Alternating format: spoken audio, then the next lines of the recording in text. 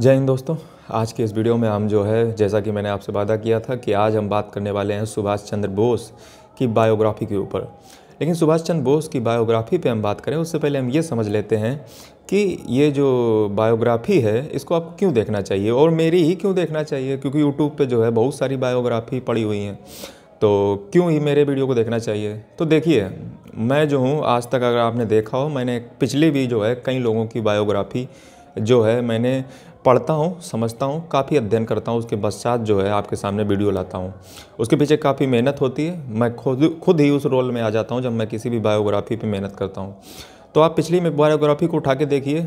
मैं ऐसा करता हूँ कोशिश कि वो वीडियो, ऐसा कंटेंट जो मैं इस वीडियो में दूँ वैसा शायद किसी वीडियो में ना पाया जाए, तो वो मेहनत मैं करने का कोशिश करता हूँ। यानी कि आप जब इस वीडियो को देखोगे तो जब तक मैं ये वीडियो बना रहा हूँ ये एकदम जो है एडिशनल वीडियो होगी, यानी कि ऐसा यूनिक वीडियो आपने कहीं नहीं देखा होगा। इसके बाद बन जाए वो बात अलग है। तो चलिए वीडियो की सबसे पहले बात कर लेते हैं। तो आज हम बात करने वाले हैं भारतीय स्वतंत्रता संग्राम यानी कि इंडियन नेशनल मूवमेंट को एक कैटलिस्ट के रूप में, एक उत्प्रेरक के रूप में, मूवमेंट को एक तेज़ रफ्तार देने के लिए जिस व्यक्ति को जाना जाता है उसका नाम है सुभाष चंद्र बोस। शुरुआत में जो है ये एक ICS ऑफिसर बनने वाले थे, लेकिन इन्होंने जो है उससे रिजाइन दिया और भारत माता की सेवा, भारत माता को जो जंजीरों से विमुक्त करने का जो काम है वो सुभाष चंद्र बोस जी ने किया। इनके काम जो है थोड़े गर्म विचारधारा के हैं, यानी कि एक्सट्रीमिस्ट विचारधारा एंड कम्युनिस्ट विचारधारा इनकी मानी जाती है। तो चलिए इनके अध्ययन को स्टार्ट कर लेते हैं। तो देखिए, हम सुभाष चंद्र बोस के बारे में पढ़ने वाले हैं, तो चलिए इनके बारे में स्टार्ट कर लेते हैं। सबसे पहले मैं आपको बता दूं, इनका जन्म जो है 1897 को 23 जनवरी, जिस दिन आज ये वीडियो आप देख रहे होगे, 23 जनवरी 1897 को 1897 को कटक के एक बंगाली परिवार में हुआ था, जो कि उड़ीसा में पड़ता था, जो कि बंगाल प्रेसिडेंसी में लगता था। बंगाल प्रेसिडेंसी में उड़ीसा आता था। उड़ीसा का कटक में जो है इनका जन्म हुआ था और इनका 1897 में जन्म हुआ था। 1919 में 1919 में इन्होंने ग्रेजुएट किया फिलॉसफी सब्जेक्ट से, और इन्होंने जो है 1920 में ICS का एग्ज़ाम पास किया, इंडियन सिविल सर्विस। यानी कि जो सबसे पहले जो है मैं आपको बता दूं कि ICS सर्विसेज क्या होती हैं। जैसे आज जो है आप IAS यानी कि इंडियन एडमिनिस्ट्रेटिव सर्विस देखते हो, उनका पहले जो नाम था, सरदार पटेल जी ने इनका नाम IAS कर दिया था। उससे पहले उसका नाम ICS ही हुआ करता था, यानी कि इंडियन सिविल सर्विसेज। उसमें 6 सीटें थीं। आज के युवाओं को समझना चाहिए कि आज तो आपके पास 100, 200, 300, 400 सीटें होती हैं, लेकिन उस समय मात्र 6 सीटें थीं 1921 में। और 1921 में 6 सीटों में चौथी रैंक लाए थे सुभाष चंद्र बोस। बट ये जो है ICS का जैसे प्री मेंस इंटरव्यू होता है, तो इन्होंने जो है, इनकी 4th रैंक तो आ गई थी, बट इन्होंने जो है अंत में ICS बनना स्वीकार नहीं किया और इन्होंने जो है ICS से रिजाइन दे दिया। ये एक बहुत बड़ा काम है। हमारे देश में जो है आज के युवाओं को क्या सीखना चाहिए? हम में से बहुत से युवा जो हैं चिल्लाते रहते हैं सुभाष चंद्र बोस अच्छे हैं, महात्मा गांधी बुरे हैं, ऐसा है वैसा है। आप कभी जानते हो, कभी उनके बारे में पढ़ा है? आप ज़रा समझिए। उन युवाओं को मैं यहाँ पे मैसेज देना चाहता हूँ जो एक छोटी सी नौकरी के चक्कर में, फिर वो चाहे SSC हो, चाहे बैंकिंग हो, चाहे PO हो, चाहे पुलिस हो, चाहे कांस्टेबल हो, चाहे IAS हो, चाहे IPS हो, ये छोटी छोटी नौकरियों में जो है अपने आप को बहुत बड़ा सक्सेसफुल मानते हैं। एक नौकरी क्या लग गई, एक जरा सर ज्वाइनिंग लेटर के आ गया, तो अपने आप को बहुत बड़ा तीरंदाज समझते हैं कि अब बस ज़िंदगी कट गई, अब बस हमारी जो है ज़िंदगी सफल हो गई, जीवन का जो अंतिम रहस्य था वो हमने जान लिया और जीवन जो है हमारा मोक्ष को प्राप्त हो गया। मैं उन युवाओं को कहना चाहता हूं, यदि आप वाकई में सुभाष चंद्र बोस के समर्थक हैं तो ये समझिए, आपका कर्तव्य इस देश के एक नौकरी को लेकर के आपको अपने परिवार, अपने जो अपना बस खुद का स्वार्थ ढूंढने के बजाय अपने देश का स्वार्थ ढूंढना चाहिए। आपको सुभाष चंद्र बोस से सीखना चाहिए। उन्होंने एक लात मार दी इस नौकरी को और जो है अंग्रेज़ों के खिलाफ मूवमेंट जो है शुरुआत करने की ठानी। और यहाँ पे जो है मैं इस वीडियो में आपको यही सजेशन देना चाहता हूँ कि इस घटिया चीज़ों में खुश होने का इरादा मत कीजिए। यदि आप अपने देश के लिए कुछ करते हैं तो आप बेहतरीन हो, यदि आप अपने देश के लिए कुछ नहीं करते हो तो बेकार हो। अपने लिए तो हर कोई कुछ कर लेता है, लेकिन अपने देश के लिए कोई मर मिटे। अपने देश के लिए ये छोटी छोटी ज्वाइनिंग लेटर, ये खलासी चपरासी दरोगा का लेकर के आप क्या बहुत बड़ा अपने आप को तीरंदाज समझते हो? कुछ नहीं है ये। यदि वाकई में आप जो है सुभाष चंद्र बोस को मानते होते तो ये आप ये घटिया चीज़ों में खुश ना होते। नौकर मत बनिए, मालिक बनिए। और यदि नौकरी पानी है तो बड़ी से बड़ी इच्छा कीजिए, समझे। और मैं तो कहता हूँ हमेशा जो है अपने देश के लिए कंट्रीब्यूट कीजिए, किसी भी रूप में कंट्रीब्यूट कीजिए, बट आप अपने कभी नौकरी को अपना अंतिम लक्ष्य मत मान लीजिए कि बस नौकरी मिलेगी तो आपका अंतिम लक्ष्य हो गया। ये चीज़ मैं आपको यहाँ पे सिखाना चाहता हूँ। जो आजकल के सिविल सेवक या फिर कोई भी खलासी चपरासी दरोगा बनना चाहते हो और ये छोटी छोटी चीज़ों में खुश हुआ करते हो, तो हो सकता है मेरी बात आपको बुरी लग गई हो। फिलहाल आगे बढ़ते हैं। 1921 में जो है इन्होंने ICS को छोड़ दिया, यानी कि, और इन्होंने CR दास, चित्तरंजन दास और महात्मा गांधी के इन्फ्लुएंस में आकर के, प्रभाव में आकर इन्होंने इंडियन नेशनल कांग्रेस को ज्वाइन कर लिया। इन्होंने जब इंडियन नेशनल कांग्रेस को ज्वाइन किया तो ये CR दास और महात्मा गांधी जी से काफ़ी प्रभावित थे, क्योंकि महात्मा गांधी उस समय सिविल डिसोबीडियंस मूवमेंट इंडिया में लॉन्च किए हुए थे, जिनसे जो है सुभाष चंद्र बोस काफ़ी प्रभावित थे। लेकिन सिविल डिसोबीडियंस मूवमेंट जब जो है महात्मा गांधी ने छोड़ दिया तो जो है सुभाष चंद्र बोस काफ़ी दुखी हुए और उन्होंने इस पे जो है एक प्रतिक्रिया दी, जिसको कहते हैं नेशनल कैलेमिटी, यानी कि ये जो है महात्मा गांधी ने अच्छा नहीं किया। इस पे जो है सुभाष चंद्र बोस काफ़ी गुस्सा हुए। जो रविन्द्रनाथ टैगोर हैं वो सुभाष चंद्र बोस को देश नायक कहते हैं, क्योंकि ये भी, टैगोर भी बंगाल से थे और सुभाष चंद्र बोस भी बंगाल से। उसके कुछ ही दिनों के बाद जो है ये कलकत्ता में जो है मेयर भी बनते हैं 1923 में, और मेयर 1923 में बनने के बाद कलकत्ता के ये जो है फेवर करते हैं लेबर का, महिलाओं का और वहाँ के दलितों का। ये जो है सुभाष चंद्र बोस की विशेषता है। देखिए, कोई भी व्यक्ति जब पढ़ लिख जाता है, जब कोई भी व्यक्ति जो है कुछ ऊंचे पद पे पहुंच जाता है, तो वो जो है इतनी बड़ी एग्ज़ाम करके क्वालिफाई करके आया तो उसको सारी चीज़ों को पसंद है। ये हिंदू, ये मुस्लिम, ये वो नारा, ये नारा, ये सब अंधभक्तों की पहचान होती है। आपके लिए हमेशा एक ही नारा होना चाहिए, वो है भारत और भारतीयता, बस। इसके ऊपर आपको कुछ नहीं होना चाहिए। और आप ये घटिया की चीज़ों में अगर लगे हुए हो, अंधभक्ति में लगे हुए हो, तो कहीं ना कहीं आपकी अनपढ़ता का पहचान है। और एक अच्छा पढ़ा लिखा व्यक्ति इन चीज़ों से दूर रहता है, उसका जो मेंटल का लेवल है वो ऊपर उड़ जाता है। ये छोटा लेवल का व्यक्ति उसमें सब में मरता रहता है, धर्म के पीछे मरेगा, कभी जात के पीछे पड़ेगा, कभी किसके पीछे मरेगा। उसको ये नहीं पता है कि आज तक ऐसा कौन सा धर्म है जो आज तक गायब हो गया हो। सारे धर्म रहते हैं। तो ये फालतू की बेवकूफ़ी से ऊपर उठिए। हमेशा जो है किसी व्यक्ति के बारे में आप कहेंगे आप SC बोस को पढ़ा रहे हो या फिर अपने राय दे रहे हो। मैं आपको ये कहना चाहूँगा, किसी व्यक्ति को इसलिए पढ़ना चाहिए क्योंकि उसके विचारों को पढ़ा जाता है, उस व्यक्ति को नहीं पूजा जाता है। राम के जो है आदर्शों को पूजा जाता है। राम को भी आप पूज सकते हो, बट उनको पूजने का पीछे लक्ष्य क्या होता है? उनके आदर्शों को पूजना, उनकी चरित्र को पूजना। चरित्र की पूजा इस देश में की जाती है, ना कि उस व्यक्ति या व्यक्ति विशेष की पूजा की जाती है। हालांकि करने को आप कर सकते हो, बट इनडायरेक्टली हम वही करते हैं, चरित्र की पूजा।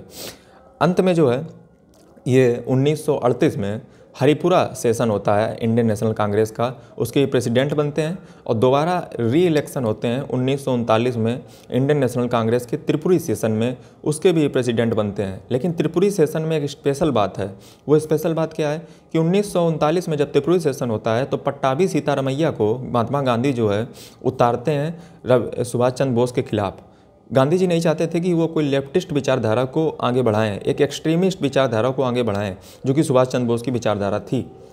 बट सुभाष चंद्र बोस इसके बावजूद भी पट्टाभी सीतारमैया गांधी जी के जो प्रतिनिधि थे वो हार जाते हैं और सुभाष चंद्र बोस 1939 में जीत जाते हैं, 1939 में।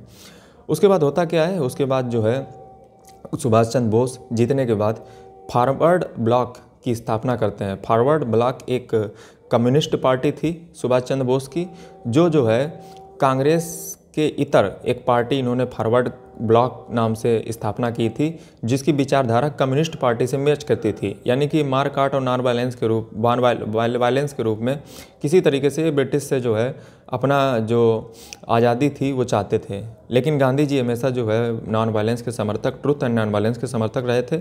इसलिए गांधी जी ने बहुत अपोज किया और अपोज करने के बाद जो सुभाष चंद्र बोस हैं वो प्रेसिडेंसी छोड़ देते हैं इंडियन नेशनल कांग्रेस की। और ये जो सुभाष चंद्र बोस हैं वो बंगाल में चले जाते हैं और बंगाल में जाकर के ये जो है अंग्रेज़ी सरकार के ख़िलाफ़ जो है एक ब्लैक होल जगह, अगर आपको ध्यान हो, जब 1757 तरफ जो है एक ब्लैक होल की घटना हुई थी, उस ब्लैक होल की घटना में जो है अंग्रेज़ सरकार की गुलामी का एक प्रतीक, एक पोल था बंगाल में, उसको सुभाष चंद्र बोस जी जो है गिरा देते हैं, ये समझते हुए कि ये जो है अंग्रेज़ों के ख़िलाफ़ मेरा पहला दमन है और भविष्य में भी जो है मैं कई सारे दमन करूँगा। तो ये जो है एक ब्लैक होल नामक घटना जो बंगाल में थी वो सुभाष चंद्र बोस के द्वारा की गई और उस पिलर को जो है गिरा दिया गया। ये बंगाल में होने के बाद अंग्रेज़ों ने जो है SC बोस को जो है अरेस्ट कर लिया। अरेस्ट करने के बाद जो है उनको घर में कैद करा दिया गया क्योंकि उनकी तबीयत ख़राब हो गई थी। घर में कैद करने के बाद उनको जो है डेली खाना दिया जा रहा था और वो किसी तरीके से जो है चुपचाप तरीके से सुभाष चंद्र बोस जो है भाग निकलते हैं और भाग निकलने के बाद वो सीधे पहुंच जाते हैं पेशावर। और उनके घर में जो खाना था जो डिलीवर किया जा रहा था वो उनके भाई बहू सब खा जा रहे थे और लोग अंग्रेज़ों को पता ही नहीं चला। वो जो है पहुंच गए कहाँ पे, पेशावर में। सबसे पहले वो जो है बंगाल से जो है धनबाद पहुंचते हैं, धनबाद से जो है दिल्ली, दिल्ली से जो है पेशावर और पेशावर से होते हुए वो काबुल निकल जाते हैं 1941 में, 1941 में। काबुल पहुंचने के बाद उन्हें पता चलता है कि अंग्रेज़ सरकार जान चुकी है कि आप भाग चुके हैं और उसके बाद काबुल में जो है अंग्रेज़ सरकार अपने कुछ लोगों को भेज देती है कि सुभाष को सर्च एंड डिस्ट्रॉय यानी कि खोजो और मार डालो सुभाष को। लेकिन सुभाष चंद्र बोस काफ़ी विद्वान व्यक्ति थे। अंग्रेज़ सरकार ये सोच रही थी कि सुभाष चंद्र बोस जो है वो मिडिल ईस्ट के रास्ते से जाएंगे। मिडिल ईस्ट का मतलब होता है तुर्कमेनिस्तान, उज्बेकिस्तान, तजाकिस्तान, किर्गिस्तान, ये सारे देशों से होकर हुए ऊपर ये जाएंगे यूरोप में। बट सुभाष चंद्र बोस काफ़ी विद्वान थे। वो जो है इटालियन, सुभाष चंद्र बोस को तभी पता चलता है कि जापान, इटली एंड जो जापान, इटली और जर्मनी में से एक इटली नाम का देश है, अगर वो जो है हमारी मदद कर सकता है रूस जाने के लिए, तो रूस जाने के लिए जो है सुभाष चंद्र बोस अपना पासपोर्ट जो है एक इटालियन पासपोर्ट बनाते हैं और अपनी एक आइडेंटिटी बदलते हैं जिसमें वो अपना नाम रखते हैं ओरलैंडो मोरजैटो, ओरलैंडो मोरैटो। इस नाम के सारे वो पासपोर्ट से जो है पहुंच जाते हैं रसिया। और अंग्रेज़ों का जो प्लान था कि वो मिडिल ईस्ट से जाएंगे, वहाँ से तो वो गए नहीं, वो रसिया पहुंच गए। लेकिन रसिया ने जो है सुभाष चंद्र बोस का मदद करने से इनकार कर दिया। कारण इसके पीछे ये था कि अगर आपको पता हो कि एलाई देश जो थे, एलाई देश में आते थे रसिया, अमेरिका, ब्रिटेन, इन देशों में जो है ये सब देश एक तरीके से मित्र थे। और रसिया जो है किसी तरीके से रसिया ने ये सोचा कि सुभाष चंद्र बोस कहीं ना कहीं ब्रिटेन का तो प्रतिनिधि नहीं है, कहीं ब्रिटेन की मदद के लिए ब्रिटेन के साथ तो नहीं है सुभाष चंद्र बोस, इसलिए जो है रसिया ने एससी बोस की जो मदद करने से इनकार कर दिया। अब एससी बोस जो है वापस पहुंचते हैं बर्लिन। बर्लिन जर्मनी की जो है एक तरीके से एक शहर है और बर्लिन पहुँचते हैं और वहाँ पर जो है वो अपना हेडक्वार्टर सेटअप करते हैं ड्रेसडेन में, ड्रेसडेन।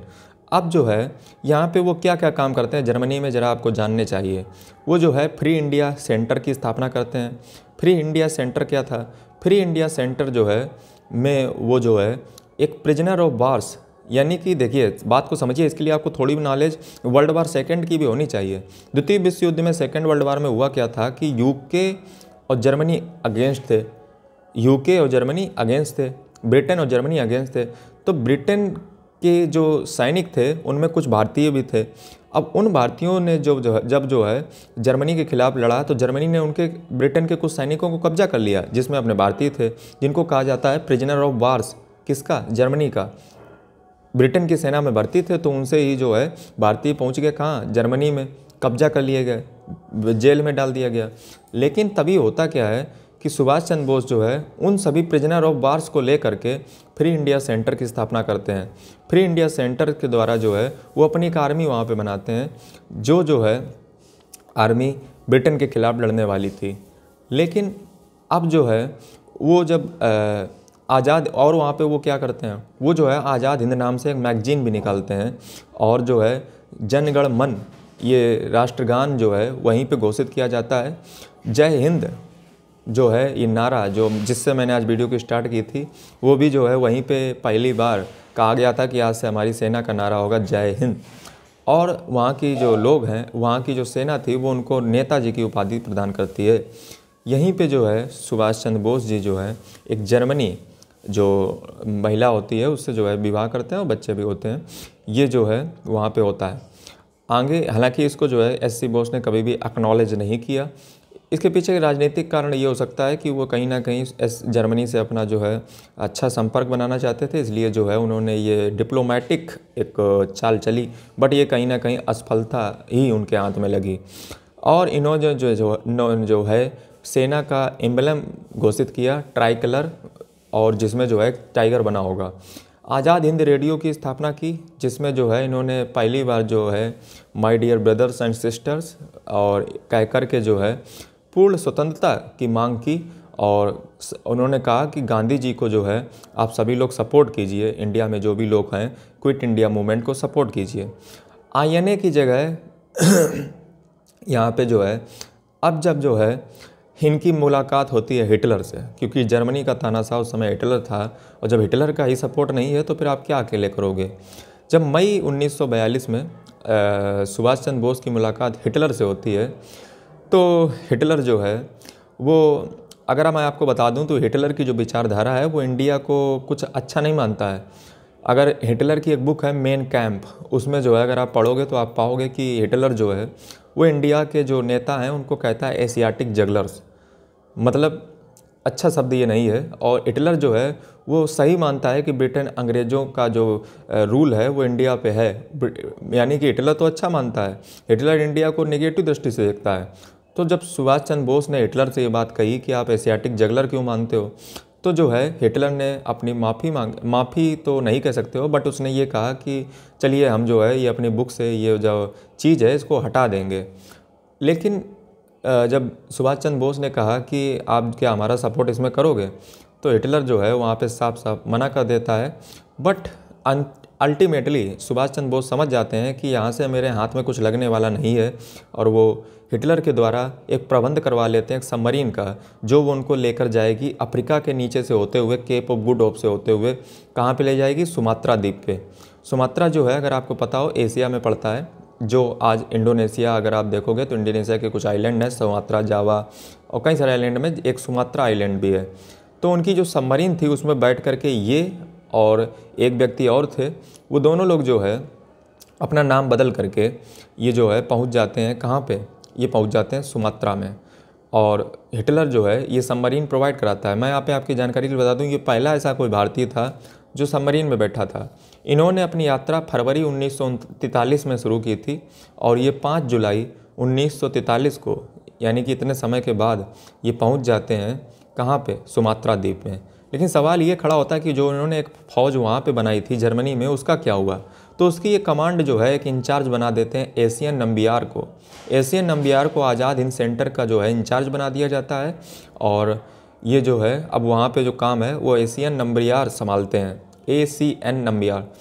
और अब जो है जब ये सुमात्रा पहुँचते हैं तो वहाँ से ये पहुँचते हैं सिंगापुर। अब अगर आपको मैं यहाँ पे थोड़ा सा आपको जानकारी दूँ कि सिंगापुर जो है, सिंगापुर वो जो है किसकी टेरिटरी थी, वो जापान की टेरिटरी थी, जापान की टेरिटरी। जापान ने ये टेरिटरी किससे ऑक्यूपाई की थी, जापान ने ये टेरिटरी छीनी थी ब्रिटेन से।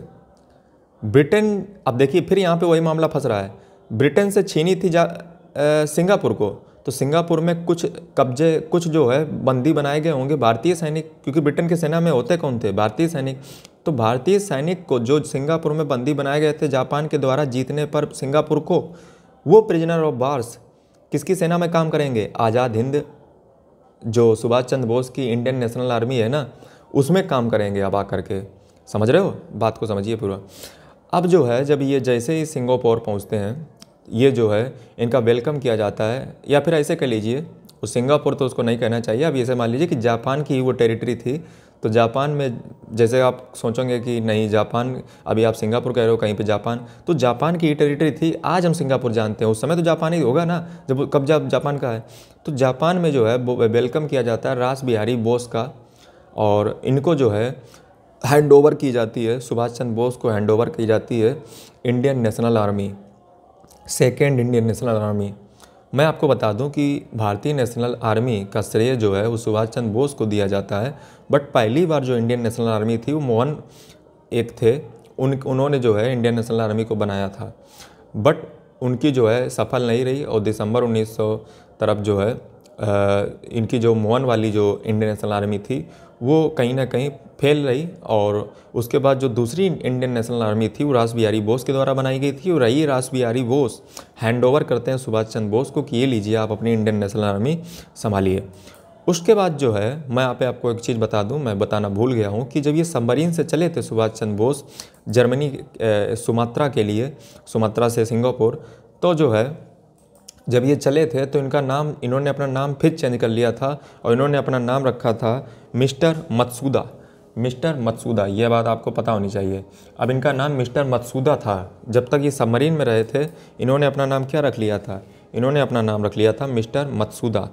उसके बाद जो है इनके साथ जो एक व्यक्ति था उसका नाम था आबिद हुसैन के नाम से जो है ये निकले थे जर्मनी से, और ये जो है सिंगापुर पहुँचे, यानी कि जापान की टेरिटरी में पहुँचे।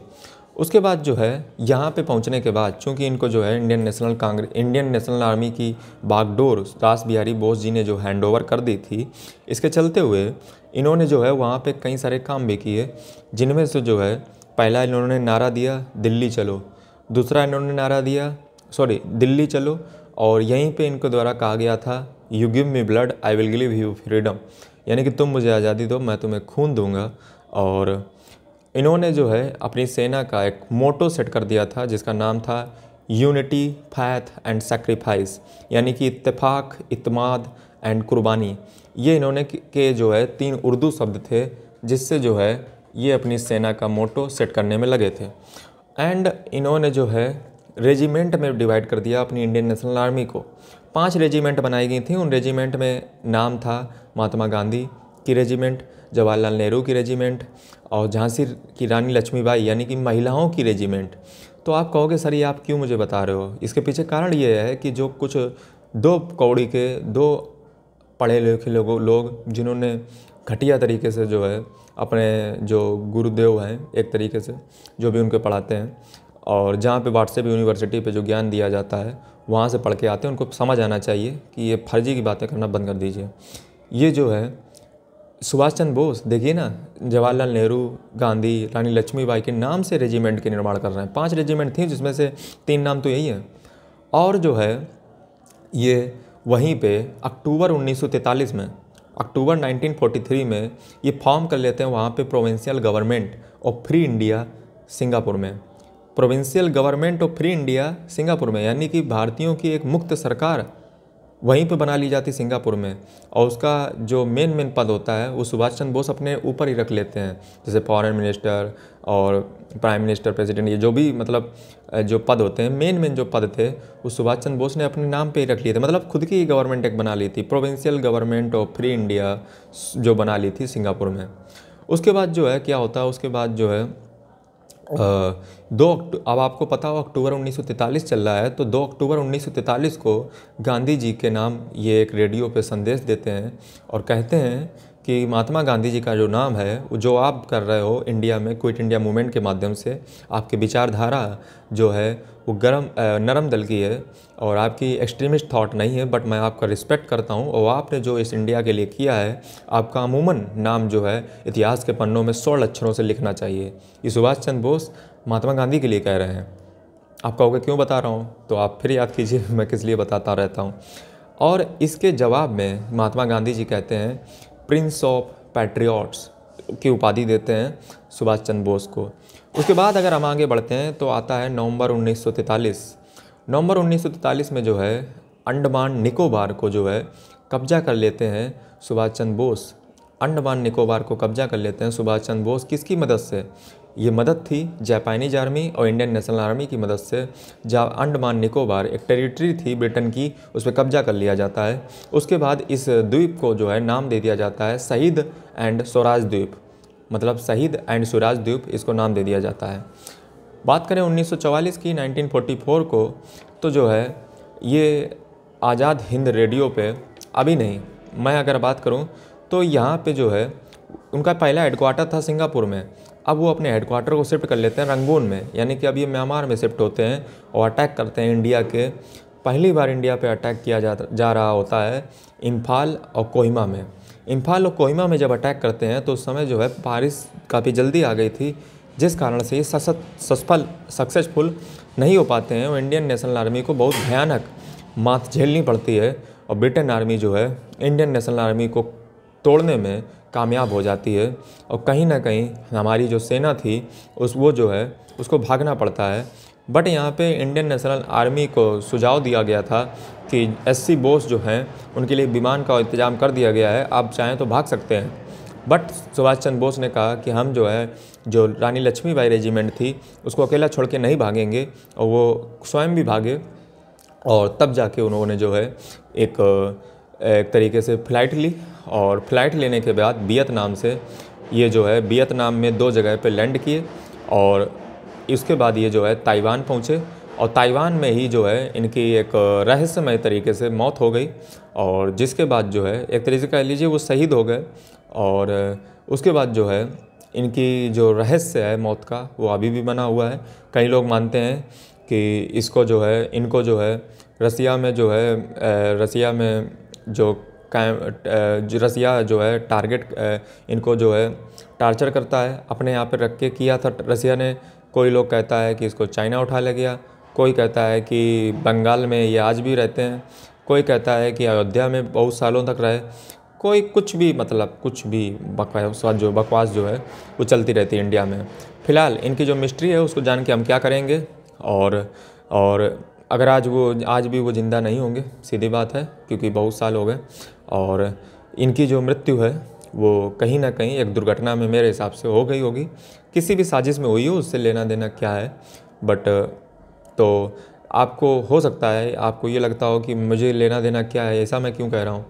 देखिए, कोई भी व्यक्ति इतना दिनों तक ज़िंदा नहीं रह सकता है, और फालतू की जो कि हम बकवास करके कोई चीज़ सिद्ध नहीं कर सकते हैं। कोई भी हमारे पास साक्ष्य प्रमाण है नहीं, तो फालतू की बकवास में मत फंसिए और सीधा जो है उस पर मना कर दीजिए। और इनकी रहस्यमय तरीके से मौत कैसे हो गई थी, दरअसल जो है ये पूरी तरीके से जल चुके थे, और ऐसा बताया जाता है, हालांकि इनका मौत का सर्टिफिकेट जो है वो अब तक नहीं मिला, डेथ सर्टिफिकेट नहीं दिया गया। लेकिन यहाँ पे मैं आपको बता देता हूँ कि इन्होंने मृत्यु से पहले जब ये हारे थे कोहिमा और इम्फाल में, तो इन्होंने जो है महात्मा गांधी को पहली बार फादर ऑफ द नेशन कह के संबोधित किया था आज़ाद हिंद रेडियो पे। इन्होंने कहा था फादर ऑफ द नेशन, यानी कि भारत का राष्ट्रपिता। पहली बार महात्मा गांधी को कहने वाला अगर कोई व्यक्ति था तो वो थे सुभाष चंद्र बोस। और जो महात्मा गांधी जी थे उन्होंने रिप्लाई में कहा था नेताजी एस.सी. बोस को। अंत में जो है इनकी मृत्यु हो जाती है एक रहस्यमय तरीके से। और 1945 में चूँकि जब एस.सी. बोस की मृत्यु हो गई तो जो ब्रिटेन आर्मी थी उसने जो है इंडियन नेशनल आर्मी को सरेंडर करवा दिया, जापान की सेनाओं ने भी सरेंडर कर दिया, और डिफेंस कमेटी बनाई गई, ऑल इंडिया कांग्रेस कमेटी बनाई गई। किसके लिए? रेड फोर्ट ट्रायल के लिए। आप कहोगे कहाँ पे खींच लाए? जी हाँ, दरअसल इंडियन नेशनल आर्मी जब सरेंडर हो गई तो सुभाष चंद्र बोस तो ख़त्म हो गए। उसके बाद जो है जो बची थी आर्मी, उसको जो है उस पर ट्रायल चलाए गए। कहाँ पे? दिल्ली के रेड फोर्ट में, जिसको रेड फोर्ट ट्रायल कहा जाता है। और उस पर जो है, अच्छा देखिए यहाँ पे थोड़ा राजनीति को समझिए, पॉलिटिक्स को, जियो पॉलिटिक्स को। पॉलिटिक्स यहाँ पे ये है कि ब्रिटेन आर्मी अपने देश में, इंडिया में ऐसा एक जो है एक माहौल बनाए थे कि एस.सी. बोस एक देशद्रोही हैं। इन्होंने जो है भारत की ऊपर हमला किया और भारत के लोगों को जो है अटैक करना चाहा। ब्रिटेन आर्मी ऐसा अपने आप को जो है सुभाष चंद्र बोस के अगेंस्ट ये जो है इंडिया में एक कैंपेन चला रही थी। लेकिन यहाँ पे पासा तो कुछ उल्टा ही पड़ गया, क्योंकि अपने नेता सब जानते थे कि सुभाष चंद्र बोस भारत पे अटैक नहीं करने आए थे, वो तो भारत को आज़ाद कराने आए थे। तो ब्रिटेन का ये जो प्रोपेगेंडा था वो कामयाब नहीं हो पाता है, और इतना भारत में जो है इतना जो है भारत में विरोध होता है। दरअसल जो इंडियन नेशनल आर्मी थी उसको लीड कर रहे थे 3 कैप्टन। तीनों थे हिंदू मुस्लिम सिख ईसाई, हिंदू मुस्लिम सिख, और ये तीनों अलग अलग ही जाति के थे, तीनों अलग अलग धर्म के थे। तो पूरे भारत ने पूरी जोर लगा करके जो है समर्थन इनका किया, और समर्थन करने के बाद जो है रेड फोर्ट ट्रायल में इन तीनों को छोड़ दिया गया, और हमारी जो सेना थी वो कह लीजिए पूरी तरीके से बच गई। बट आगे क्या होता है? आगे कुछ होता यूँ है कि 5 नवंबर 1945 को ये रेड फोर्ट ट्रायल जो है शुरू होते हैं। उसके बाद जो है भारतीय जो हिंदू मुस्लिम सिख नाम के 3 जो कैप्टन थे उनको जो है छोड़ दिया जाता है, रिलीज़ कर दिया जाता है। जब रिलीज़ किया गया जनवरी 1946 में, तो वहाँ के जो कमांडर इन चीफ थे इंडिया के, उनसे पूछा गया कि आपने रिलीज़ क्यों कर दिया? तो कमांडर इन चीफ कहते हैं कि आप ज़रा देखो जाकर, पहले रोडों पे चलो तो हमारे साथ, फिर आपको पता चले कि कितना वहाँ पे जो है आतंक मचाए हुए हैं भारतीय जो है पूरी तरीके से मार कूटने को तुम्हें कूट देंगे वहाँ पे जा कर के। तो जो है कमांडर इन चीफ डरा हुआ था इंडिया का, उसने कहा कि छोड़ दो, उसी में भलाई है तुम्हारी। तो कमांडर इन चीफ, तो ये जो है जवाब कमांडर इन चीफ देते हैं। और जो अब यहाँ पे समझना चाहिए आपको कि इतना ब्रिटेन आर्मी क्यों डर गई थी, ऐसा क्या प्रभाव था, ऐसा था। तो मैं आपको बता दूं कि पुलिस ने तो ऑलरेडी सरेंडर कर दिया था। जब 1942 में महात्मा गांधी जी ने क्विट इंडिया मूवमेंट चलाया था, तो भारत की जितनी पुलिस फोर्स थी उसने तो ऑलरेडी सरेंडर कर दिया था कि हम जो है भारतीयों के खिलाफ गोली नहीं चलाएंगे। अब ब्रिटेन डरा इस बात से था कि कहीं अगर आर्मी भी अगर कहीं गड़बड़ कर गई तो फिर हमारे पास भारत में बचेगा क्या। उसके बाद तो हम कहीं के नहीं रहेंगे, ना घर के रहेंगे ना घाट के रहेंगे। तो ब्रिटेन किसी तरीके से नहीं चाहता था कि हमारी बची बचाई आर्मी जो है वो भी पलटी मार जाए। तो इससे पहले वो पलटी मारे तो इन्होंने तीनों कैप्टन्स को छोड़ दिया था रेड फोर्ट ट्रायल में। जो हमारी रॉयल इंडियन एयरफोर्स थी उसने जो है काफ़ी योगदान दिया। उसके बाद जो रॉयल इंडियन नेवी म्यूटिनी थी ये भी एक हुई। ये आपको पता होना चाहिए कि रिन म्यूटिनी हुई थी फरवरी 1946 में, एक रिन म्यूटिनी हुई थी। इस रिन म्यूटिनी में हुआ क्या था, दरअसल भारत का एक शिप था जिसका नाम था आईएनएस तलवार। आईएनएस तलवार में हुआ क्या था कि कुछ लोग जो है जो क्रू मेंबर्स थे वो इंडियन थे, जबकि जो क्रू मेंबर्स का मतलब होता है जो खाना आना बनाते हैं, उन लोगों को जो पर्याप्त तरीके से सुख सुविधाएँ नहीं मिल रही थी और उनको खाना आने का कोई दिक्कत होगा, तो उन्होंने एक विद्रोह कर दिया। इंडियन जो ये ब्रिटेन के खिलाफ एक विद्रोह कर दिया और तो यहाँ पे ब्रिटेन दबा हुआ था।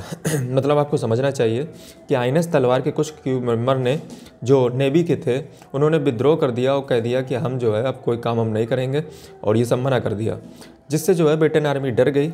और अगर आपको मैं यहाँ पे थोड़ा सा बताना चाहूँ कि हमारे भारतीय नेताओं ने क्या इस रिन म्यूटिनी का समर्थन किया था, नहीं किया था। इसके पीछे कारण ये है कि मान लीजिए आज तो आज़ादी नहीं मिली है, लेकिन जब आज़ादी मिल जाएगी, अगर मान लीजिए हमारे सेना के कोई भी व्यक्ति अगर ऐसा कोई विद्रोह करता है तो उसको सपोर्ट ना मिले, इसलिए हमें आज़ादी से पहले भी वही विचारधारा रखनी पड़ेगी। इसके लिए हमारे नेताओं ने जो है इसको समर्थन नहीं दिया, क्योंकि आज तो चलो आज़ादी नहीं मिली, कल को अगर आज़ादी मिल जाएगी तो ऐसी घटनाएं देश को जो है एक इनसिक्योरिटी फील करवाएंगी इंडिया में कंटेस्ट में अगर देखा जाए तो इसलिए हमारे नेताओं ने इसको समर्थन नहीं दिया था। रिन म्यूटिनी भी आखिर में जो है दब गई, ये आपको पता होना चाहिए।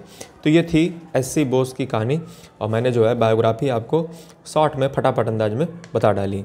अब जो है यहाँ पे बात कर लेते हैं जो बहुत ही विवादास्पद टॉपिक है, वो है गांधी एंड एससी बोस की आइडियोलॉजी में, यानी कि इनकी जो विचारधारा है उसमें क्या फ़र्क है। तो मैं आपको बता दूं जो गांधी जी हैं वो देखिए विचारधारा, देखिए हर व्यक्ति का जो है अपना माइंड होता है, वो अपने हिसाब से सोचता है। अगर उसका माइंड में सोचने का ढंग कुछ अलग है तो इसका मतलब ये नहीं होता वो आदमी बेकार है। इसका मतलब ये होता है कि उसके माइंड में जो है, देखिए हर व्यक्ति का माइंड एक जैसा मैच नहीं करता है। बट इस आधार पर हम ये नहीं मान सकते हैं कि एक व्यक्ति बहुत बुरा है, एक व्यक्ति बहुत अच्छा है। सबका विचार अलग अलग होता है। तो अब यहाँ पे बात कर लेते हैं गांधी और एससी बोस के बारे में। तो गांधी जी का मानना था कि वायलेंस जो है यानी कि हिंसा किसी भी तरीके से अच्छी नहीं है, जबकि जो सुभाष चंद्र बोस थे वो चाहते थे कि हिंसा पूरी तरीके से ठीक है, यानी कि जितना मारना कुल मिला के हमें मार कूट करके जो है आज़ादी ले लेनी चाहिए और सिविल डिसोबीडियंस मूवमेंट और अगर टोटल रिवोल्यूशन हो जाए तो मज़ा ही कुछ अलग हो जाए। ये सुभाष चंद्र बोस इनके पक्षधर थे, यानी कि गर्म विचारधारा कहीं ना कहीं सुभाष चंद्र बोस की है, गांधी जी ठंडे विचारधारा के हैं। और यहाँ पे मैं आपको बताना चाहूँगा कि जो सुभाष चंद्र बोस हैं वो फेवर करते हैं मैकियावेली को, और जबकि गांधी जी हैं वो फेवर करते हैं चाणक्य को। अब ये क्या चीज़ है, ये चीज़ ये है कि जो मैकियावेली था वो जो एक तरीके से मान लीजिए जिसको चाइल्ड ऑफ हिज एज कहा जाता है, जो मैकियावेली है वो कहता है कि हमें अल्टीमेट हमारा जो मकसद होना चाहिए युद्ध को जीतना होना चाहिए, उसके लिए चाहे हमें साम दाम दंड भेद जो भी करना पड़ा हमें युद्ध को जीतना चाहिए। गांधी जी जो है मीन्स पे ध्यान देते थे कि हमें जो है सही तरीके से जीतना चाहिए। तो ये दोनों की विचारधारा में फ़र्क था। फॉर्म ऑफ गवर्नमेंट में बात करें तो गांधी जी जो है डिसेंट्रलाइजेशन यानी कि गाँव के राज्य को ही राम राज की कल्पना करते थे, जबकि जो एससी बोस थे वो सेंट्रलाइजेशन की बात करते थे, इंडस्ट्रियल गवर्नमेंट की बात करते थे, सोशलिस्ट विचारधारा चलते थे, कम्युनिस्ट विचारधारा रखते थे सुभाष चंद्र बोस। सुभाष चंद्र बोस की जो गवर्नमेंट का टाइप था वो कुछ ऐसा था कि जिसमें जो है गवर्नमेंट जस्टिस एंड इक्वलिटी जो गवर्नमेंट के पास होनी चाहिए। ये देखिए सुभाष चंद्र बोस एक साम्यवाद को फॉलो करते हैं जो दो विचारधाराओं से मिलकर बना है। एक है सोशलिज्म, दूसरा है फासिज्म। सोशलिज्म का मतलब होता है, सोशलिज्म से वो लेते हैं जस्टिस एंड इक्वलिटी को, जबकि फासिज्म से वो लेते हैं डिसिप्लिन को। डिसिप्लिन का मतलब होता है जस्टिस एंड इक्वलिटी सोशलिज्म की तो आप समझ गए होंगे, बट फासिज्म डिसिप्लिन, जो फासिज्म का डिसिप्लिन है, फांसीवाद का डिसिप्लिन है, वो क्या है? डिसिप्लिन का मतलब है कि आप देखिए बहुत सारी विचारधाराएं होती हैं, उनमें से अच्छी अच्छी चीज़ों को चुन लेना, वही डिसिप्लिन कहलाता है। ये फासिज्म का जो है, यानी कि फांसीवाद और सोशलिज्म, ये दोनों फॉर्म ऑफ गवर्नमेंट जो है, सुभाष चंद्र बोस को इन दोनों फॉर्म ऑफ गवर्नमेंट के कुछ विचार, जैसे सोशलिज्म का जस्टिस एंड इक्वलिटी, फासिज्म का डिसिप्लिन, सुभाष चंद्र बोस को पसंद था, और यही दोनों के विचार को मिलाकर कहते हैं साम्यवाद। अब सेंट्रलाइजेशन मैं बता चुका हूँ, और यहाँ पे जो है सुभाष चंद्र बोस इंडस्ट्रियलाइजेशन के फेवर में थे, यानी कि औद्योगिकरण होना चाहिए, जबकि गांधी जी जो है हाथकरघा, यानी कि हाथ से बने हुए चीज़ों को ज़्यादा तवज्जो देते थे, यानी कि गांव को ज़्यादा तवज्जो देते थे, क्योंकि मशीनों से जो है रोजगार छीनेगा, ऐसा गांधी जी विचार रखते थे। सुभाष चंद्र बोस इंडस्ट्रियलाइजेशन पर ज़्यादा ध्यान देते थे, औद्योगिकरण पर, और जो है मिलिट्री, गांधी जी जो है कहते थे कि सेल्फ डिफेंस में यूज़ करनी चाहिए, जबकि सुभाष चंद्र बोस मिलिट्री के प्रबल जो है समर्थक थे। कास्ट सिस्टम पे अगर बात की जाए तो सुभाष चंद्र बोस किसी भी प्रकार के कास्ट सिस्टम को नहीं मानते थे, फिर वो चाहे कर्म के आधार पे और जाति के आधार पर किसी प्रकार का कास्ट सिस्टम नहीं मानते थे, जबकि गांधी जी जो है वो कास्ट सिस्टम को मानते थे कर्म के आधार पे। वुमेन पे जो है वो गांधी जी की जो थॉट थे वो ओल्ड क्लासिकल थॉट थे, जिसमें जो है गांधी जी मानते हैं कि वुमेन्स को जो है वो इक्वल मतलब पूरी तरीके से ओपन माइंडेड नहीं होना चाहिए, जबकि जो सुभाष चंद्र बोस हैं वो वुमेन के जो है एकदम फुल मॉडर्नाइजेशन पे ध्यान देते थे, और वो जो है इसलिए उन्होंने हरिपुरा सेशन में एक वुमेन कमीशन भी बनाई थी, और लक्ष्मीबाई रेजिमेंट भी उन्होंने सुभाष चंद्र बोस ने बनाई थी। यानी कि वुमेन के संदर्भ में गांधी जी के थॉट जो है पुराने थे, वो घर का जो है पालन पोषण करना इसी को मानते थे, जबकि सुभाष चंद्र बोस मॉडर्न वुमेन की बात करते थे। अगर एजुकेशन पर बात कर ली जाए, एंड लास्ट पॉइंट है एजुकेशन। एजुकेशन पर अगर बात कर ली जाए तो जो गांधी जी थे वो इंग्लिश और जो है हिंदू धर्म ग्रंथों को पढ़ाने की बात करते थे स्कूलों में, जबकि जो सुभाष चंद्र बोस थे उस विज्ञान और टेक्नोलॉजी को ज़्यादा तवज्जो देते थे। ये दोनों की विचारधाराओं में फ़र्क था। तो ये वीडियो जो है एंड हुआ, और उम्मीद करता हूँ वीडियो आपको पसंद आया होगा। शॉर्ट में जो है सारी बातें मैंने आपको एक्सप्लेन कर दी। वीडियो पसंद आया तो वीडियो को लाइक करें, चैनल को सब्सक्राइब जरूर करें, बेल आइकन जरूर प्रेस करते हैं। जल्दी मिलते हैं वीडियो के साथ, तब तक ले जाए। वंदे मातरम।